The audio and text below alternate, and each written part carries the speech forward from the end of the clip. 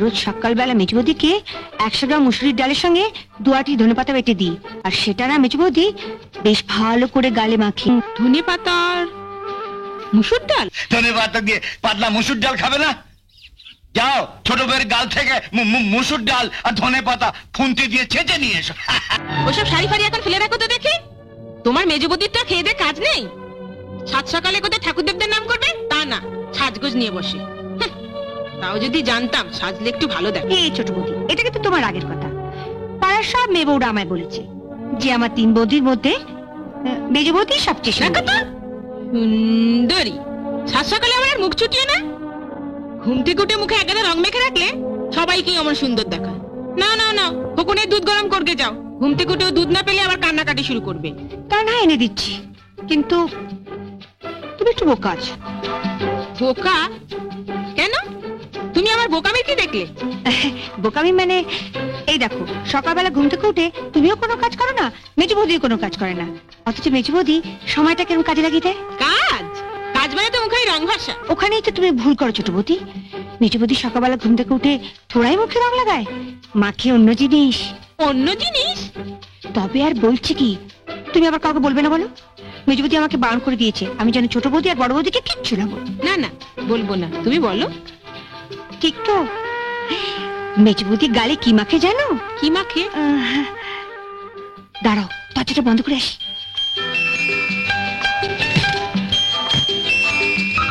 রোজ ঘুম থেকে উঠে মেজো বৌদি ঘরের দরজা বন্ধ করে কেন বসে থাকে জানো?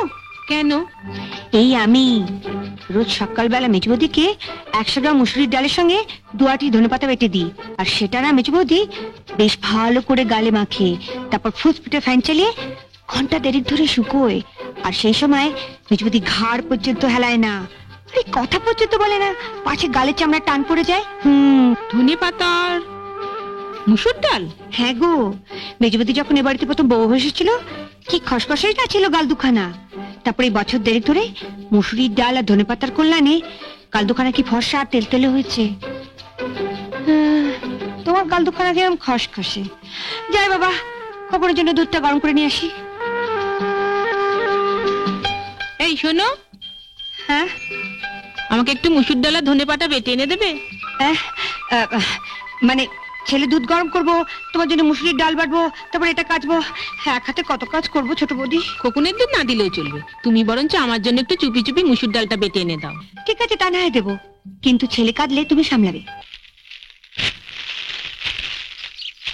ঝুড়ি থেকে সব নামাচ্ছ কেন? কি খুঁজছো? কাল 3 আঁটি ধনেপাতা রেখেছিলাম পাতলা করে মুসুর ডাল রেঁধে খাবো বলে। 1 আঁটিও খাচ্ছি না, গেল কোথায় সব?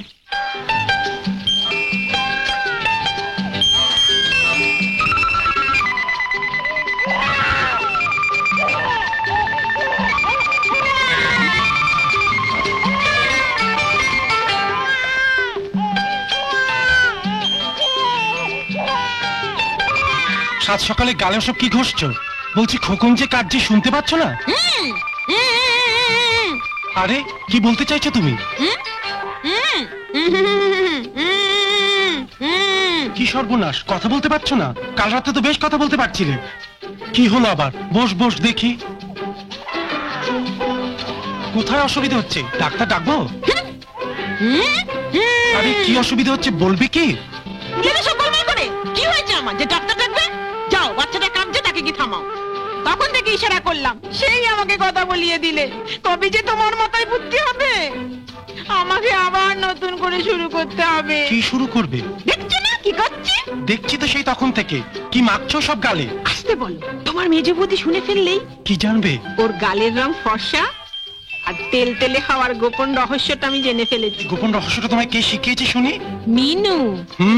আমি তখনই আজ করেছি, এটা তারই কম্য।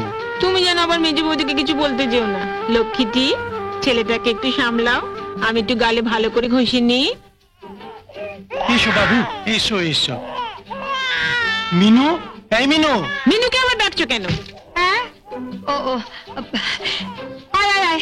এই মিনু শোন, তুই ওকে বলেছিস ধনেপাতা আর মুসুর ডাল বাটা গালে মাখলে গালের রং ফর্সা হয়? তোর বৌদির জন্য তো জীবনে অনেক কিছুই করলাম, এবার দেখছি গামবুট পরে বনে বাজারে যেতে হবে। চল চল, তোকে দুধ খাইয়ে আনি। কেন? বনে বাজারে যেতে হবে কেন? তোমার গালের যা রং ওটা ফর্সা করা ধনেপাতার কাজ নয়, এর জন্য বিচুটি পাতা লাগবে। তা বিচুটি পাতা তো ধনে পাতার মতো বাজারে কিনতে পাওয়া যায় না। বিচুটি পাতা পেতে হলে আমাকে ওই বন বাজারে যেতে হবে। কাল থেকে ওই ধনে পাতার বদলে গালে বিচুটি পাতা ঘষো, তাহলে যদি কেলটে রংটা খুলে গিয়ে একটু ফর্সা রং বেরোয়। কি কি বললে তুমি? ধনে পাতা দিয়ে পাতলা মুসুর ডাল খাবে না? যাও ছোট বউয়ের গাল থেকে মুসুর ডাল আর ধনে পাতা খুন্তি দিয়ে ছেঁচে নিয়ে এসো। সব তো তোমার ওই মেয়ের কাণ্ড। কত বয়স হলো, অত দুষ্ট বুদ্ধি গেল না। ওই তো ধনে পাতাগুলো চুরি করেছে। মিনু আমাদের মেয়ে বলে বলছি না, ওর মতো মেয়ে হাজারে একটা মেলে না। সেই কাক ভরে উঠে সবাই রাতে ঘুমোতে যাওয়ার আগে পর্যন্ত একাই খেটে যাচ্ছে, অথচ দেখো মুখে হাসি লেগেই আছে। গোটা সংসারটা মাতিয়ে রেখে নিত্য নতুন ফন্দি বার করে আজকে ছোট বউ, কালকে মেজ বউ, নয় তো বড় বউর পেছনে লেগেই রয়েছে। এখন নয় দাদা বৌদিদের পেছনে লাগছে, কিন্তু যখন দাদা বৌদিটা একজোট হয়ে ওর পেছনে লাগবে, ও সামলাতে পারবে? তোমার মুখের হাসি মিলিয়ে যাবে, আর ও কেঁদে কুল পাবে। না না, ওকে ওরা সবাই ভালোবাসে।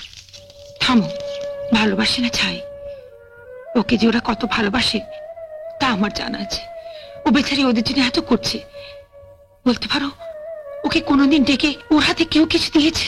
তোমার তিন ছেলে তো রোজ অফিস থেকে ফেরার পথে কিছু খাবার নিয়ে ঢোকে, যে যার নিজের ঘরে ঢোকে দরজা বন্ধ করে নিজের স্ত্রীর সঙ্গে বসে খায়। একবারও ফোনে কথা মনে পড়ে না। খাবার পর যখন কাপ প্লেট ধোয়ার প্রয়োজন হয় তখন বোনকে ডেকে পাঠায়। এবার ওর বয়স হয়েছে, চিরদিন তো এই সংসারে দাসীবৃত্তি করার জন্য থাকবে না। এবার ওর একটা বিয়ের ব্যবস্থা করো। ওর তিন দাদা রয়েছে, ওরাই সময় বুঝে। ওরা করবে বিয়ের ব্যবস্থা। ও চলে গেলে এমন রাত দিনে বিলে বসে জি পাবে কোত্থেকে? মেয়ের জন্য যা করার তোমাকেই করতে হবে। না মিনু, আমাদের মেয়ে ঠিকই, কিন্তু ওদেরও তো বোন।